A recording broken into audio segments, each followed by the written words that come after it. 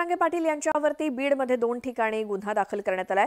रास्ता रोकोला प्रोत्साहन दिल्यावरून शिरूर, कासार आणि अमळनेरमध्ये जरांगेंवरती गुन्हे दाखल झालेत। मनोज जरांगे यांच्यासह रास्ता रोको करणारे इतर काही जणांवरती देखील गुन्हे दाखल झालेले आहेत। बीड जिल्ह्यामध्ये तब्बल 425 जणांवरती गुन्हे दाखल झाले, तर यात मनोज जरांगे यांचा देखील समावेश आहे।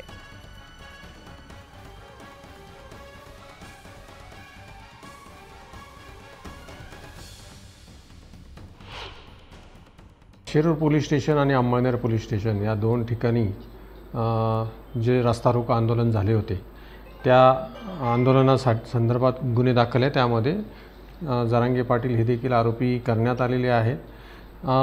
ज्या रस्ता रोको करणे हा एक गुन्हा आहे, सामान्य जनतेला याचा त्रास होतो, म्हणून आपण ते रस्ता रोकोचे गुन्हे दाखल करतो।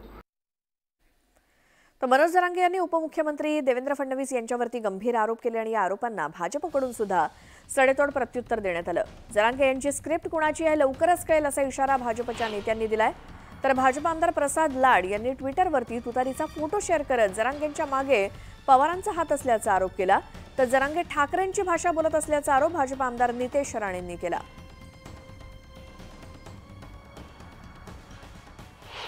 त्यामागे स्क्रिप्ट कोणाची आहे, त्यामागे अधिकता कोणाची आहे आणि अगतिकता कोणाची आहे हे काळ समोर आणेलच। जरांगे पाटील फक्त देवेंद्र फडणवीसांवरच कशाला टीका करतात आणि जी भाषा जी टीका शरद पवार गटातले लोक सातत्याने मुद्दे काढून फडणवीस साहेबांवर बोलतायत, जी भाषा उद्धव ठाकरे सातत्याने भाषणाच्या माध्यमातून करतायत तीच भाषा जरांगे पाटील करतायत।